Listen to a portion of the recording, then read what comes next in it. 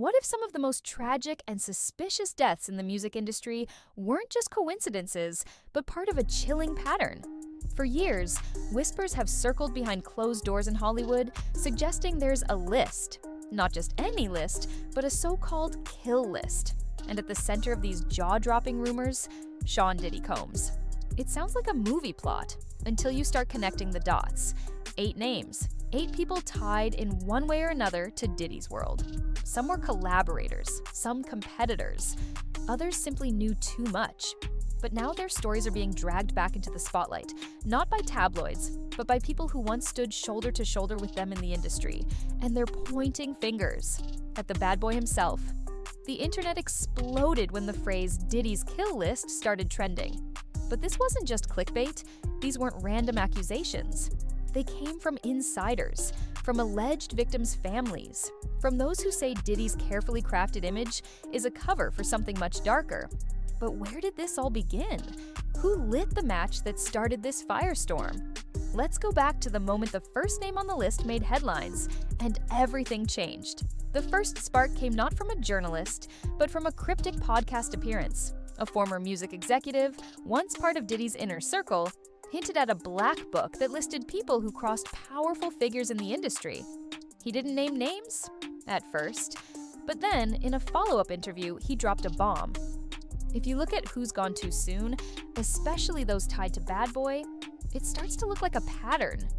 And that pattern, it leads back to Puff. At first, people brushed it off as bitter ex-employee gossip. But then, a wave of online detectives started doing what they do best, digging, connecting dots, analyzing timelines, comparing public feuds, deaths, and disappearances. And sure enough, they began to uncover a strange trail of tragedy. What made the story explode wasn't just speculation, it was a leaked audio clip, allegedly featuring a frantic phone call between 2 industry veterans. One of them says, "He's cleaning house, bro. He's panicking." That list? It's real. Within hours, forums lit up. Reddit threads ballooned with theories. And on YouTube, former bodyguards, stylists, and anonymous insiders began chiming in with eerie stories. Some said they saw people disappear after defying Diddy. Others described strange accidents that happened days after tense confrontations. Suddenly, this wasn't just a conspiracy, it was a movement. The question wasn't if the list existed anymore. It became who was on it and why they were targeted. And that's when the first name hit the surface. One by one, names began surfacing.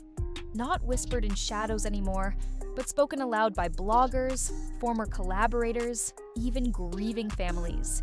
And these weren't unknowns.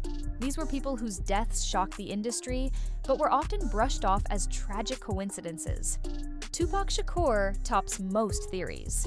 While the East Coast-West Coast feud has always been tangled, some insiders claim Diddy played a far more direct role than anyone dared say publicly. There are even allegations that Diddy financed operations to neutralize threats, and Tupac, in some circles, was target number 1. Then came the notorious B.I.G. Biggie was Diddy's golden child, but some say their relationship soured in the final months. Biggie allegedly wanted out of Bad Boy, and according to leaked memos and unreleased footage, there were tensions over royalties, ownership, and independence. His death? Still unsolved, but many now wonder if loyalty came at too high a price.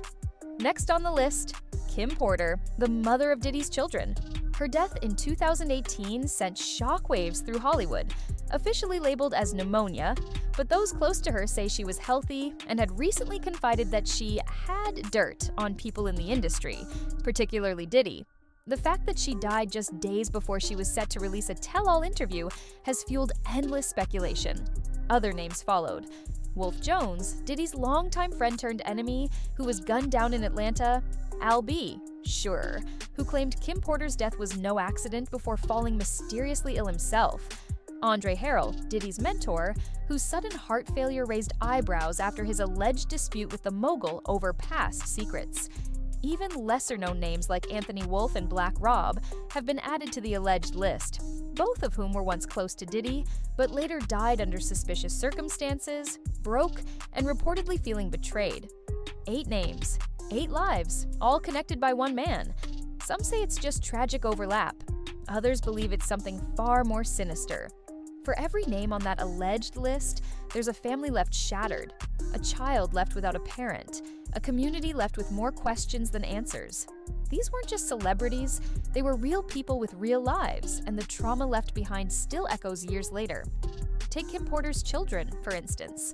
Her son Quincy, in a rare interview, described how her death didn't make sense. He talked about her glowing health, her energy, her plans, none of which aligned with the official story. Even more unsettling, her last photos show her smiling beside Diddy, just days before she was found unresponsive in her home. The timeline didn't sit right, and it still doesn't. Biggie's mother, Valletta Wallace, has never stopped searching for the truth. She said, again and again, that someone knows what happened, and that her son's death wasn't just street violence. There was betrayal somewhere, she said. It wasn't random. That one word, betrayal, has come up too often from too many different voices. And then there's Black Rob, who went viral shortly before his death, painfully sick and speaking from a hospital bed. "Nobody's helping me," he said. And behind that statement was a world of pain.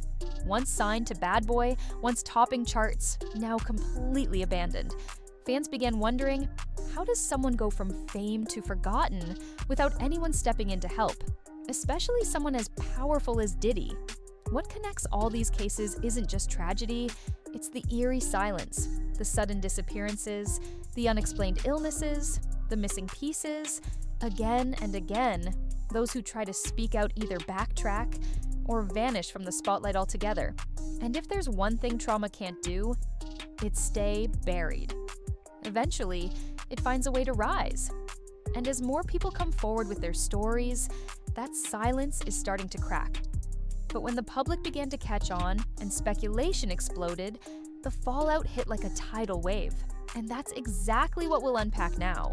Once the rumors surrounding Diddy's alleged kill list gained traction, the internet turned into a wildfire. Fans, critics, ex-friends, and industry veterans all started speaking up, and suddenly what used to be dismissed as conspiracy chatter was front-page drama. Surviving Diddy began trending across platforms.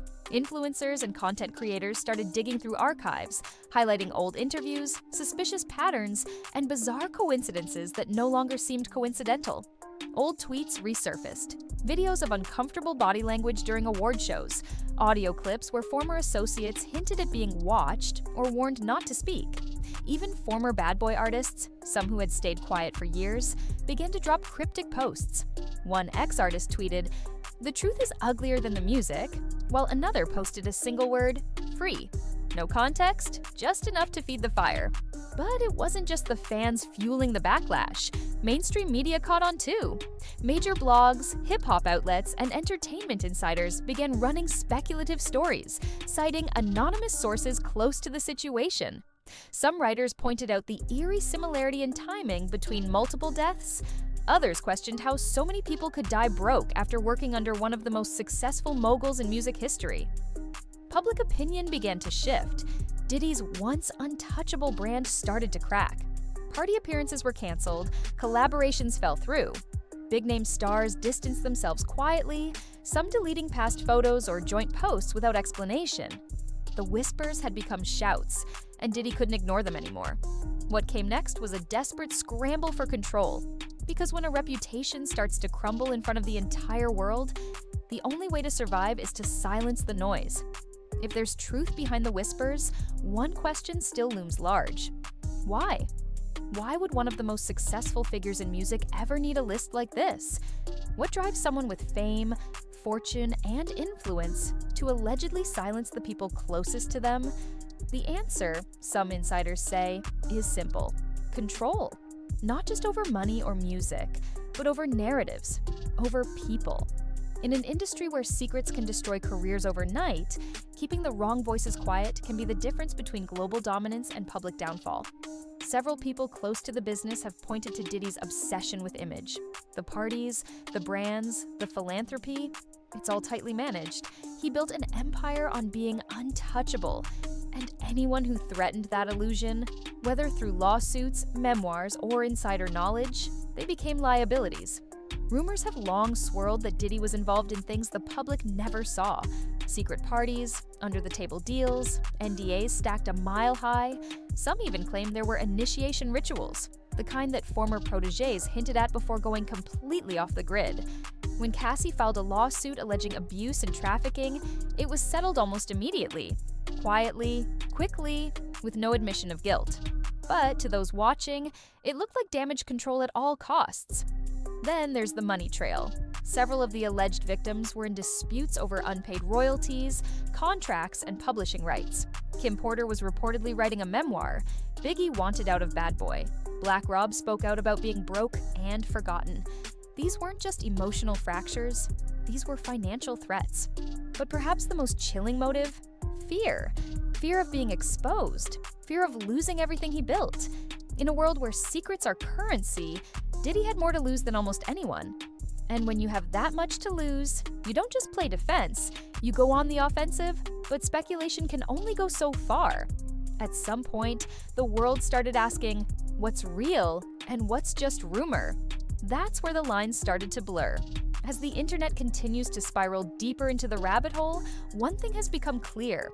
When it comes to Diddy's alleged kill list, proof is slippery, but patterns are persistent. No one has produced a physical list. There are no leaked documents or signed confessions. What we have instead are coincidences stacked on top of coincidences, whispered testimonies, and a trail of fear left behind. Enough to unsettle, but never enough to convict. For example, Tupac and Biggie's murders remain officially unsolved. Law enforcement failed to make solid arrests, but many believe that was by design. Some former LAPD officers have gone on record saying there were deliberate efforts to bury the truth, especially when powerful names were involved. That includes not just Diddy, but a web of executives, street figures, and middlemen with a lot to lose. Then there's Kim Porter's autopsy, which revealed pneumonia, but no explanation for how a healthy, active mother in her prime fell fatally ill overnight. No foul play was found, but the timing, just days before a rumored expose, raised countless eyebrows. As for Black Rob, Wolf Jones, and Andre Harrell, their deaths weren't ruled suspicious by officials, but in each case, those close to them insisted something felt off. Their lives followed a familiar arc: proximity to power, sudden fallout, followed by illness, silence, or tragedy.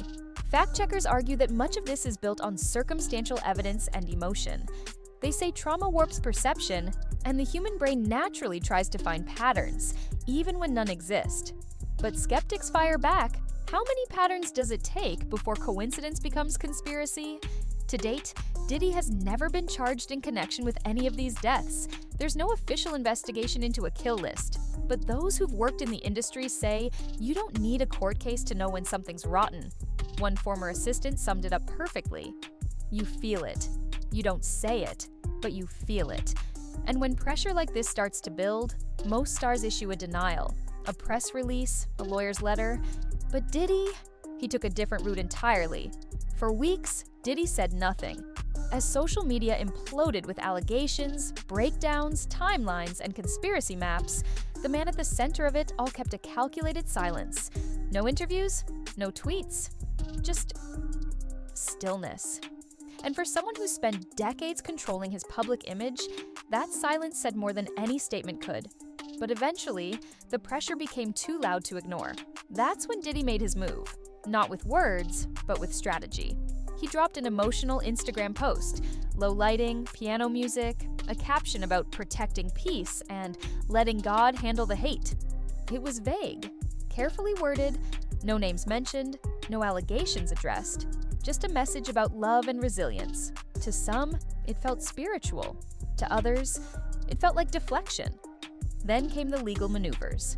Cease and desist letters were reportedly sent to content creators, bloggers, and even former employees who dared speak out. One podcast episode was mysteriously pulled.